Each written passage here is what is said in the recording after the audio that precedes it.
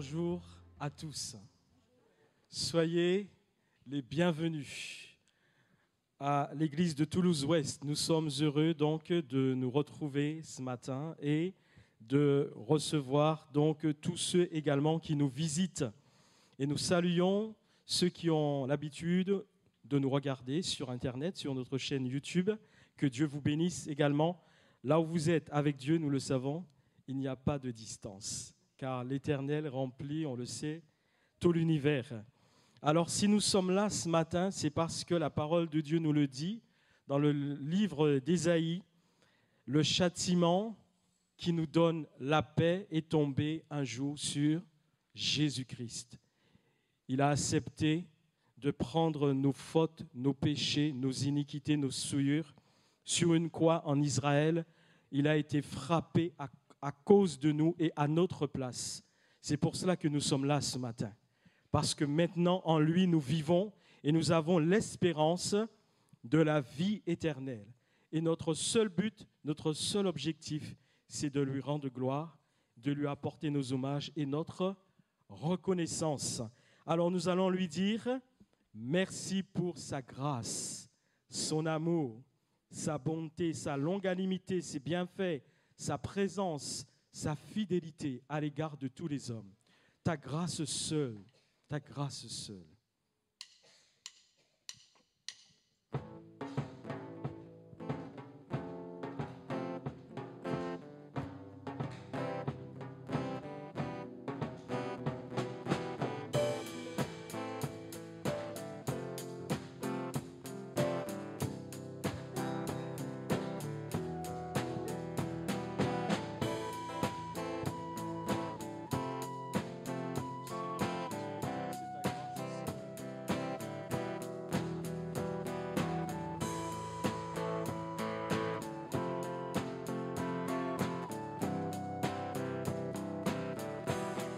Amour parfait. Amour parfait, tu t'es donné à la croix pour tout effacer de mes péchés. Tu t'es chargé sur le bois. C'est par ta grâce seule, que je suis pardonné. c'est par ta grâce seule, que tu m'as racheté. oh, oh, oh, Merci pour la croix, ton amour pour moi. oh, oh, oh, ta grâce ne faillit pas.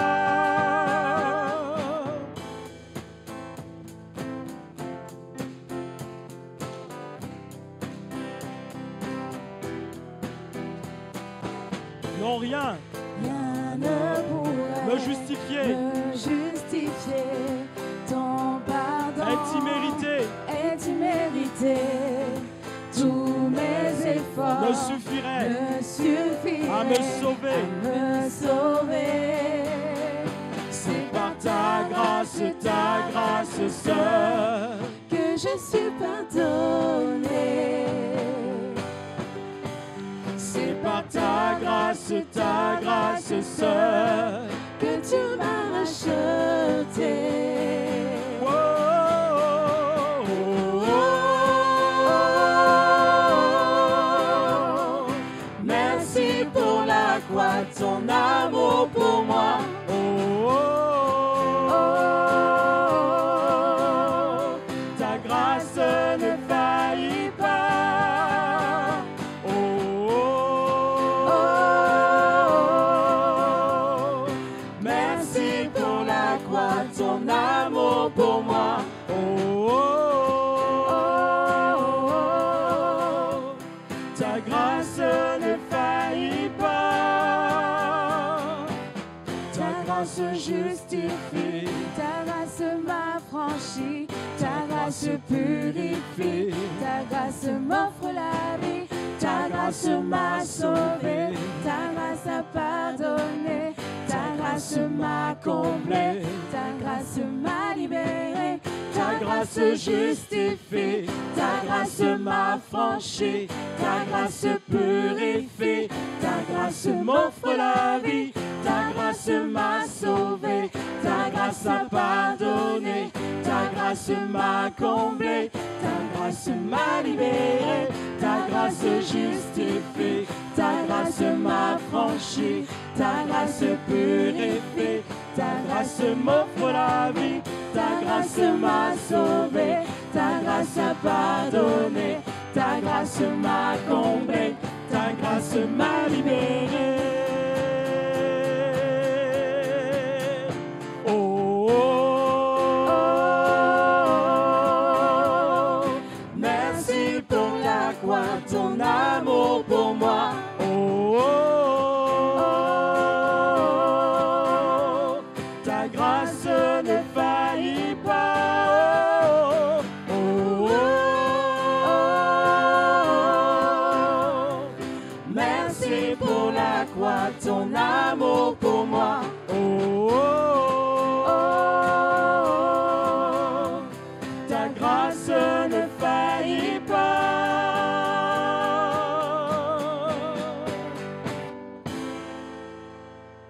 Oh Jésus, merci pour ta grâce, cette faveur que nous ne méritons pas et que nous ne mériterons jamais. Un jour, un homme de Dieu, nous le savons, l'apôtre Paul, parce que Dieu avait permis une épreuve dans sa vie pour le maintenir dans l'humilité.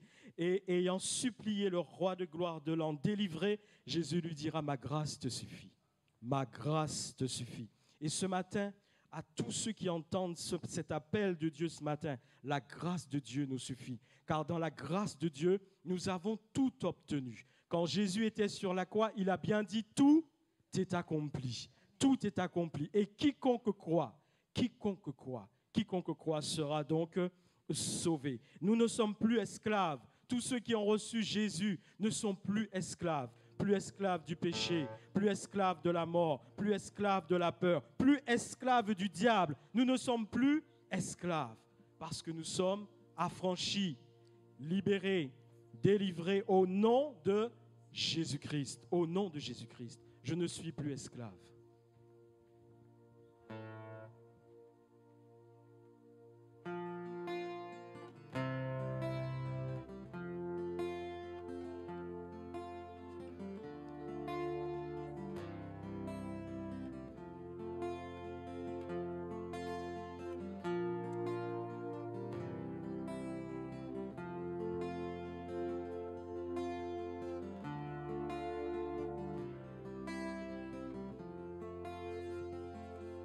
Je ne suis plus esclave de la peur.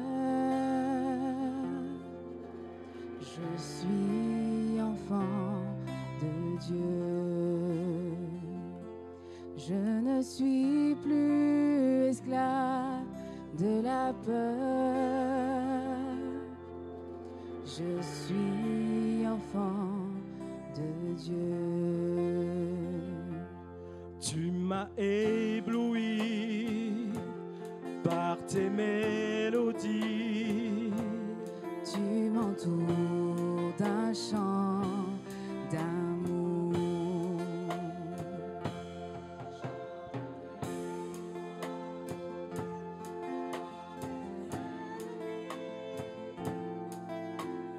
Toutes mes craintes s'enfuient.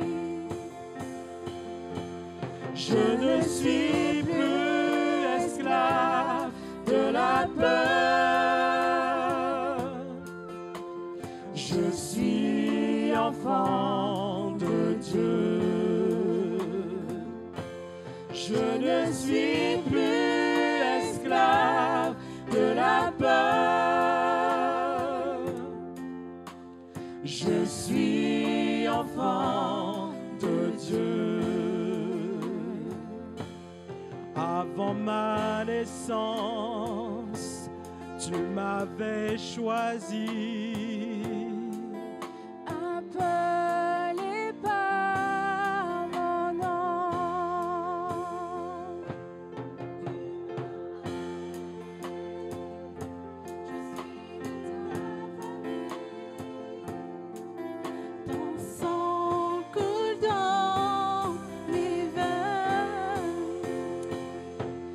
Je ne suis plus esclave de la peur.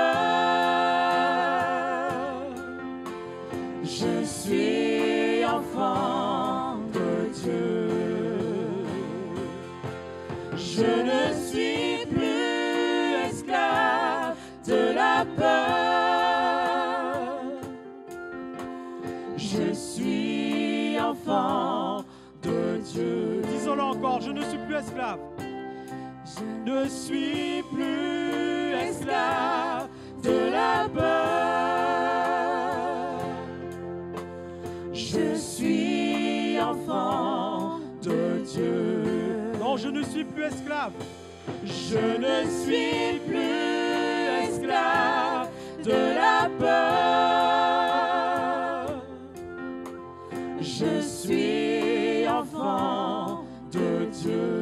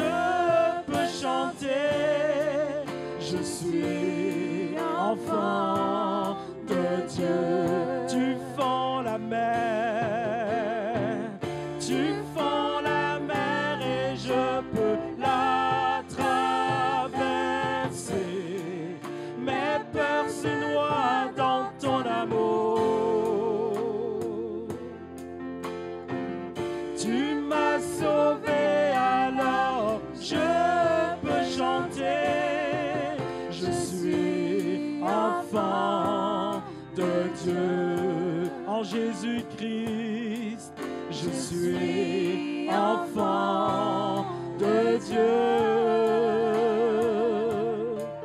Je suis enfant de Dieu. Je ne suis plus esclave de la peur. Je suis enfant de Dieu.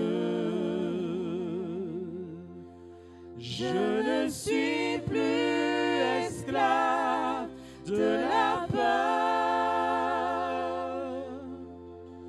Je suis enfant de Dieu.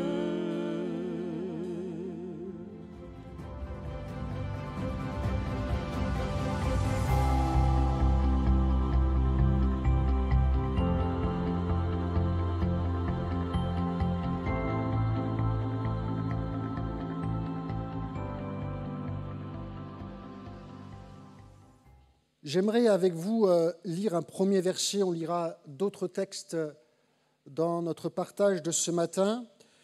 Le premier verset que nous allons lire se situe dans l'épître, la première épître de Paul aux Corinthiens,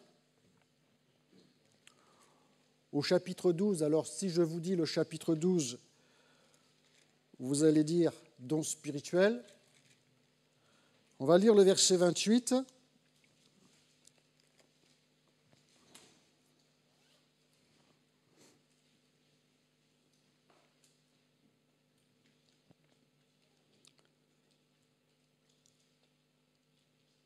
Et Dieu a établi dans l'Église, premièrement, des apôtres, secondement, des prophètes, troisièmement, des docteurs, ensuite ceux qui ont le don des miracles, puis ceux qui ont les dons de guérir, de secourir de gouverner, de parler diverses langues. Amen.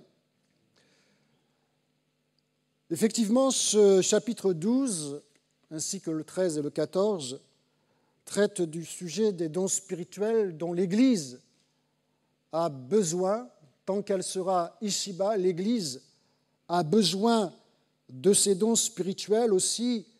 Nous voulons aspirer aux dons spirituels, à ces dons qui sont les meilleurs, dans cet objectif d'édifier le corps de Christ. Nous voulons être empreints de l'amour de Dieu pour son œuvre, pour son Église, pour ce monde, pour les âmes perdues, et que cet amour-là nous fasse aspirer à ces dons les meilleurs pour que l'Église puisse accomplir la mission que le Seigneur lui a confiée. J'aimerais vous parler ce matin d'un de ces dons qui passe presque inaperçu, un don que Dieu accorde par son esprit à son Église et qu'il veut que nous puissions exercer. Ce don qui passe presque inaperçu, c'est celui de secourir. On va s'arrêter ce matin sur ce don-là. Bien sûr, on n'aura pas le temps de voir tout en détail, mais j'aimerais surtout que nous puissions y aspirer et exercer ce don de l'Esprit qui fait partie de ces dons les meilleurs dans cet esprit d'amour que nous trouvons dans le chapitre 13. Secourir, c'est quoi? Secourir, c'est porter assistance à quelqu'un qui est en danger. C'est aider une personne, c'est lui apporter un réconfort. C'est soutenir quelqu'un qui est près de faillir, près de tomber. C'est donner une main à quelqu'un qui est en danger, le secourir alors qu'il y a peut-être un péril dans sa vie, un danger dans sa vie. Alors on va lui apporter assistance. Et ce secours-là, il touche bien des domaines de notre vie. Mais avant de parler, j'allais dire, de ce don par lui-même, j'aimerais vous parler de celui qui en est l'auteur, de celui qui en est l'origine. Et c'est notre Dieu. Notre Dieu est le Dieu du secours et tout nous vient de là. Il est le secours, j'allais dire, est dans le cœur de Dieu, dans ses intentions pour chacun d'entre nous. Il est dans les intentions de Dieu pour cette humanité. C'est l'esprit dans lequel Jésus est venu sur la croix pour venir nous secourir. Notre Dieu est le Dieu du secours et nous le bénissons parce qu'un jour, il est intervenu dans notre vie alors que ça n'allait pas et le Seigneur est celui qui nous a tendu la main. Pour parler de ce Dieu de secours, j'aurais pu choisir quelques textes que nous trouvons dans la parole de Dieu, telle la parabole du bon samaritain. J'aurais pu choisir aussi l'épisode où l'apôtre Pierre, après avoir marché quelques pas sur l'eau, va enfoncer et il est proche de la noyade et il va appeler au secours au Seigneur qui va venir à son secours et le tirer de cette eau qui commence à l'engloutir. Nous aurions pu parler de cela. On aurait pu citer aussi ces versets que nous connaissons bien à ce sujet, comme dans 2 Corinthiens au chapitre 6 et au verset 2, où il est parlé de « Au jour du salut, je t'ai secouru ». Au jour du salut, je t'ai secouru. Le Seigneur est celui qui vient nous secourir. Il y a bien d'autres textes de la parole de Dieu qui nous parlent du secours, comme dans les psaumes. Par exemple, dans le psaume 46, 2, verset 2, il est dit que Dieu est un secours qui ne manque jamais dans la détresse. Et puis, il y a encore bien d'autres passages, que ce soit dans les psaumes, que ce soit dans l'Ancien Testament, que ce soit dans le Nouveau Testament. Nous savons que le Seigneur est compatissant, il est tout-puissant, il est celui qui vient secourir ceux qui sont tentés. Que Dieu soit béni. Mais le texte que j'ai choisi pour parler de ce Dieu du secours, nous allons le trouver dans un chapitre du prophète Ézéchiel, un chapitre poignant, un chapitre impressionnant de ce chapitre, de ce livre d'Ézéchiel, c'est le chapitre 16. On va lire quelques versets de ce chapitre 16.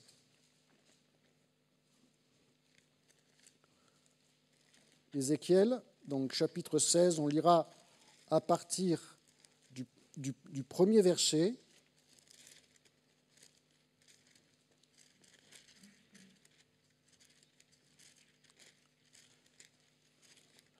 Ézéchiel 16, un chapitre que je vous invite à lire en entier quand vous rentrerez chez vous, mais on va se contenter ce matin, on va rester sur notre sujet parce qu'il y a beaucoup de choses dans ce chapitre. On va lire à partir du verset 1er. « La parole de l'Éternel me fut adressée en ces mots. Fils de l'homme, fais connaître à Jérusalem ses abominations. Tu diras, ainsi parle le Seigneur l'Éternel à Jérusalem, par ton origine et ta naissance, tu es du pays de Canaan. Ton père était un Amoréen et ta mère une Étienne. À ta naissance, au jour où tu naquis, ton nombril n'a pas été coupé. Tu n'as pas été lavé dans l'eau pour être purifié. Tu n'as pas été frotté avec du sel. Tu n'as pas été enveloppé avec des langes. Nul n'a porté sur toi un regard de pitié pour te faire une seule de ces choses, par compassion pour toi. Mais tu as été jeté dans les champs le jour de ta naissance, parce qu'on avait horreur de toi. Je passais près de toi, je t'aperçus baigné dans ton sang, et je te dis, vis dans ton sang. Je te dis, vis dans ton sang. Je t'ai multiplié par 10 milliers comme les herbes des champs, et tu pris l'accroissement, tu grandis, et tu devins d'une beauté parfaite. Tes seins se formèrent, ta chevelure se développa, mais tu étais nu, entièrement nu. Je passais près de toi, et je te regardais, et voici, ton temps était là, le temps des amours, j'étendis sur toi le pan de ma robe, je couvris ta nudité, je te jurai fidélité, je fis alliance avec toi, dit le Seigneur l'Éternel, et tu fus avec moi. Je te lavai dans l'eau, et je fis disparaître le sang qui était sur toi, je t'oignis d'huile. On va arrêter là. Notre lecture, ce chapitre 16 est vraiment très impressionnant, il nous parle, ce chapitre 16, de Jérusalem, puisqu'on voit ici les questions de Jérusalem, et on voit ici l'histoire d'un bébé qui commence mal, l'histoire d'une petite fille qui commence mal. Alors il est question de Jérusalem, il y aurait beaucoup de choses à dire sur l'amour de Dieu, sur Jérusalem, mais on va pas parler de cela ce matin, ça serait très intéressant, mais on va rester sur notre sujet et nous allons voir ce Dieu du secours qui va intervenir dans la vie d'une petite fille qui, sa vie a vraiment mal commencé. Et on voit ici, dans ce texte, plusieurs faits intéressants qui nous montrent vraiment qu'il y a des vies qui commencent mal dès le premier jour. Je ne sais pas si c'est votre cas, mais il y a des vies qui commencent mal dès le premier jour. Déjà, on voit, tu es du pays de Canaan, déjà rien que ça. Canaan était sous le coup d'une malédiction, depuis la malédiction qui avait été prononcée par Noé. Déjà, j'allais dire, là, il y a une malédiction sur sa vie. Et puis, on voit qu'elle a été d'un père amoréen et sa mère une Étienne. Bien sûr, ils viennent tous les deux de Canaan, mais sont quand même deux peuples qui ont eu leur propre histoire. Et j'allais dire, excusez-moi le terme, c'est une petite bâtarde, quelque part. Déjà, là, on voit encore que, voilà, ce n'est pas le contexte idéal. Il faut quand même se replacer à l'époque, et surtout dans ces pays-là. Il faut quand même se replacer là. Et on voit aussi que sa mère, qui était une Étienne, avait quand même des mœurs particulières. Si on lit un peu plus le texte dans le chapitre 16, on voit que cette petite qui a été secourue, malheureusement après elle va mal tourner, mais il est dit d'elle, telle mère, telle fille, parce qu'elle s'est prostituée. Donc il semble que sa mère était une prostituée. Et puis son père, qui était un Amoréen, n'a rien fait. On voit ici l'image d'un père qui vraiment est démissionnaire, qui est faible, qui ne dit rien, parce que cette petite va être jetée dans les champs. C'est terrible ce qui se passe. Quand on lit ce texte, c'est vraiment dramatique. Il y a tout pour que sa vie n'aille pas très loin. Imaginez-vous, à peine sortie du ventre de sa mère, jetée dans un champ. Qu'est-ce que font les mamans lorsque leurs bébés sortent de leur ventre? Elles le prennent, elles le sourient. Elles ont déjà même pensé avec leur mari à un prénom. Elle n'a rien. Elle n'a pas d'identité, elle n'a pas de prénom. Elle est là, on ne l'a même pas de sourire. On avait horreur d'elle. Voilà. J'allais dire, et il y a bien des personnes aujourd'hui qui grandissent. Elle n'a pas eu le temps de grandir, mais enfin après elle va grandir. Mais à ce moment-là, son premier jour commence mal, et c'est le contexte dans lequel certaines personnes vivent aujourd'hui. Et ils en arrivent à dire, je suis maudit. Il m'arrive que des malheurs. Il m'arrive que des épreuves. On ne m'aime pas, on a horreur de moi, on me rejette. Voilà le contexte. C'est terrible. Un bébé, même pas pris soin de couper le cordon ombilical, on le prend, on ne l'a pas posé dans un champ délicatement. Hein. Il est dit qu'on l'a jeté. On vient d'un pays où malheureusement, il y a eu quelques épisodes où des bébés ont été retrouvés dans des décharges. Voilà, c'est terrible. Ces choses-là existent malheureusement aujourd'hui. Et voilà, on peut se dire, mais comment en arriver à une telle extrémité? Comment en arriver à une telle extrémité? Elle est là, ce petit bébé, on s'imagine, le cordon qui n'est pas coupé, elle est dans son sang, elle a été jetée, elle a peut-être des hématomes, des griffures, elle est tombée sur une pierre, peut-être même qu'il y a des insectes qui commencent à rôder autour d'elle, elle a été peut-être piquée par des insectes, il y a peut-être des animaux prédateurs qui sont là, donc elle ne va pas passer la journée, elle ne va pas vivre longtemps, cette petite. Hein. Mais il y a l'intervention de quelqu'un. Il y a l'intervention de ce Dieu merveilleux qui va passer près d'elle au verset 6. Est-ce que c'est la seule personne qui passe près de cette petite? On peut s'imaginer que c'est un bébé, elle doit pleurer quand même. Elle doit hurler, cette petite. Le texte ne dit pas si d'autres personnes sont passées avant cela. Alors là, bien sûr, on pense à la parabole du bon samaritain, où là, on a d'autres personnes que le bon samaritain qui sont passées et qui se sont détournées. Non-assistance à personne en danger. Bref, le Seigneur s'arrête.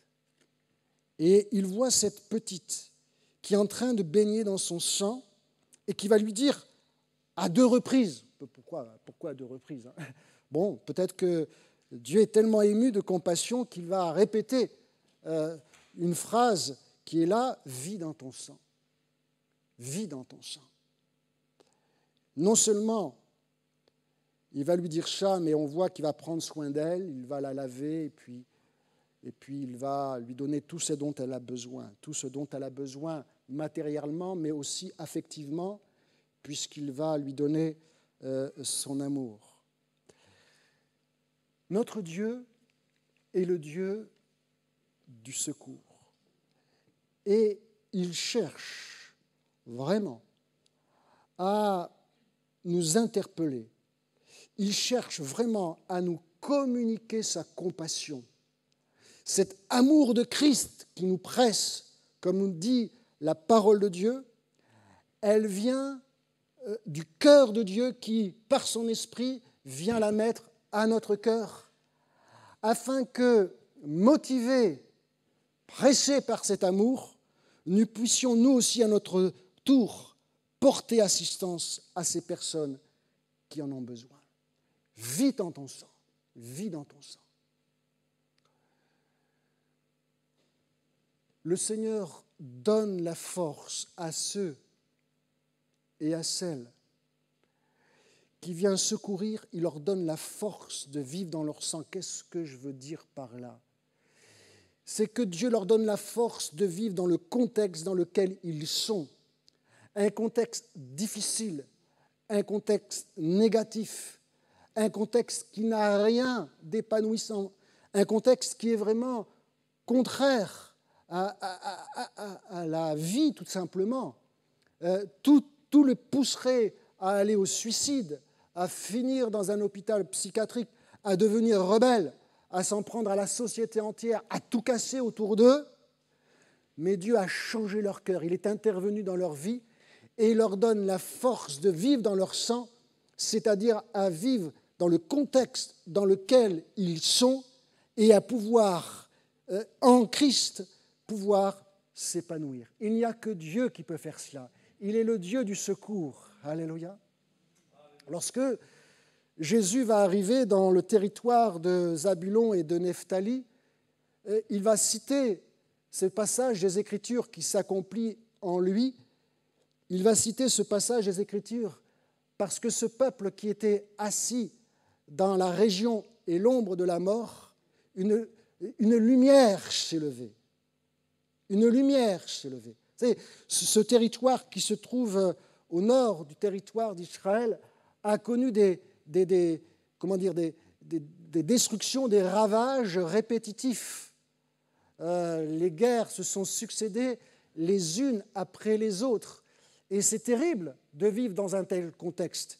Imaginez-vous vivre, par exemple, dans un pays qui a été ainsi ravagé comme la Syrie ou autres pays ou qui ont connu des ravages sur ravages. Mais vous savez, quand on va dans certains quartiers en France, quand on va dans certaines banlieues en France, on voit aussi qu'il y a beaucoup de personnes qui vivent, qui sont assis dans la région et l'ombre de la mort.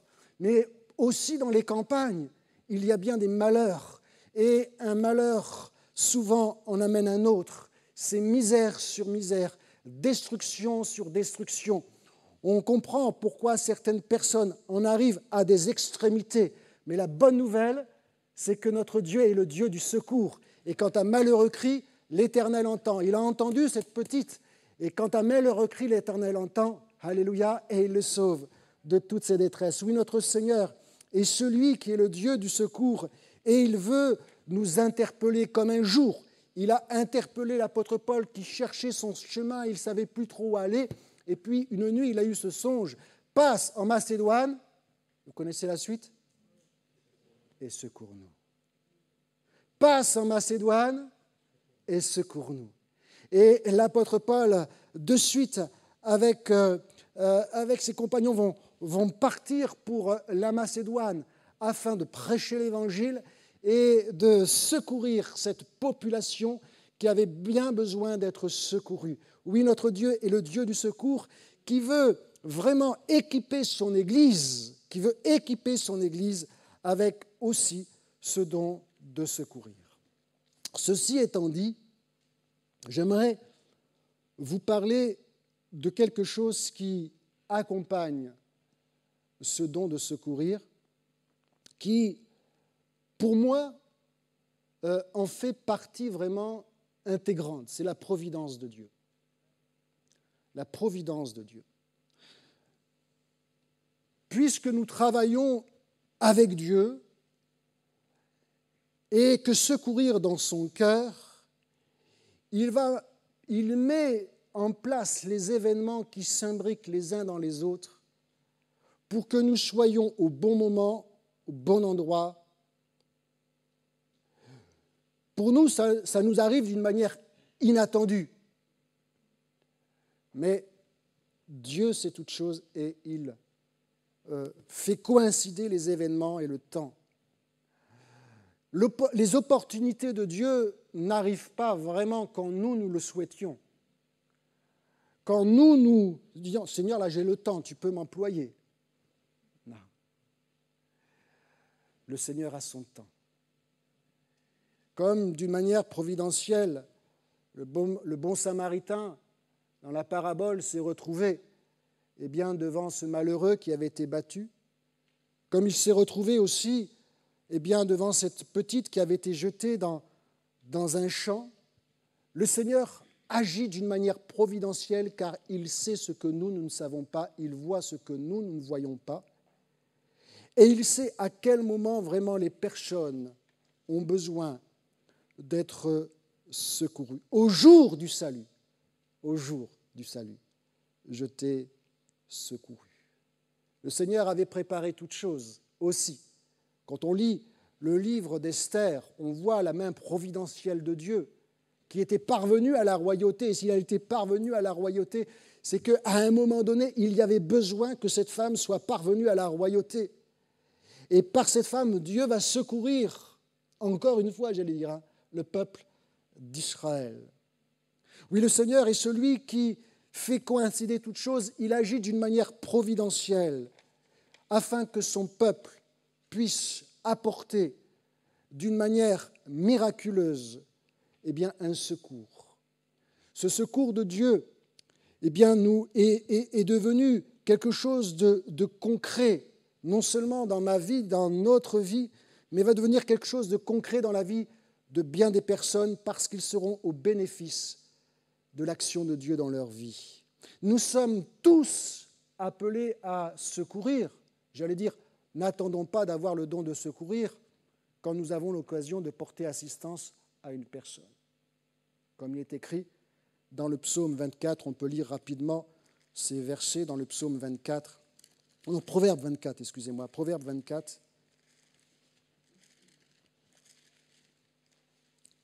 Proverbe 24, verset 11. Délivre ceux qu'on traîne à la mort, ceux qu'on va égorger, sauve-les. Si tu dis, ah, nous ne savions pas, celui qui pèse les cœurs ne voit-il pas, celui qui veille sur ton mal ne connaît-il pas, et ne rendra-t-il pas à chacun selon ses œuvres. Voilà. C'est clair. Voilà, nous sommes tous appelés à secourir. Non-assistance à personne en danger, et si nous voyons quelqu'un... Alors c'est vrai qu'il y a des risques. D'ailleurs, parfois, même les pompiers qui vont éteindre des incendies, qui vont secourir des personnes, ils risquent leur vie, parfois même certains meurent. N'oublions pas que pour nous sauver, ce n'était pas facile. Jésus a dû monter sur la croix. Non seulement, j'allais dire, que lorsque c'est le moment où Dieu veut nous employer, on n'est pas forcément dans un moment où on est disposé, mais en plus, il y a peut-être un danger, un risque. Mais le Seigneur est celui qui nous accompagne de toute manière. Et nous voulons vraiment répondre à l'appel de Dieu. Le don de secourir, c'est ce que Dieu nous accorde de faire qu'on n'aurait pas pu faire sans son aide. On n'aurait pas pu faire sans l'action du Saint-Esprit. C'est vrai que nous sommes tous appelés à porter assistance à une personne, mais si c'est aussi un don, dans certaines occasions, c'est quelque chose qu'on n'aurait pas pu faire sans lui. Par exemple, comme la multiplication des pains et des poissons. Le peu qu'ont pu faire les disciples, mais après, il y a eu le miracle qui a été là. Ils n'auraient pas pu faire cela. Ils ont simplement apporté quelque chose à une personne. Et nous voulons exercer ce don dans l'amour et l'exercer dans la foi. L'exercer dans l'amour et l'exercer dans la foi. Afin que les personnes puissent connaître l'amour de notre Seigneur Jésus-Christ. Alléluia. Bien des personnes aujourd'hui sont seules, isolées, seules dans leur malheur, seules dans leur maladie, seules dans leur désespoir. Comme cet homme qui était paralysé depuis 38 ans et qui dira à Jésus, « Je n'ai personne ». Je trouve ça terrible. Je n'ai personne. Et pourtant, il y avait du monde là, à cet endroit-là, parce que de temps en temps, il y avait un ange qui remuait l'eau, et le premier qui s'y jetait, dans l'eau, était guéri, quelle que soit sa maladie. Alors on peut s'imaginer là, cet homme qui est là depuis longtemps, qui vient régulièrement à cet endroit, et puis quand l'ange, il y a l'ange qui remue l'eau là, il essaye d'y aller, mais il est handicapé, il est paralysé. Nous avons été, il y a des années de cela, dans un pays du Maghreb, au Maroc, et puis nous avons vu un homme qui n'avait pas les moyens de s'acheter une chaise roulante. Cet homme s'était mis des caoutchoucs à ses coudes, à ses genoux, et se traînait par terre comme ça pour avancer. Se traînait par terre dans la rue comme ça pour s'avancer.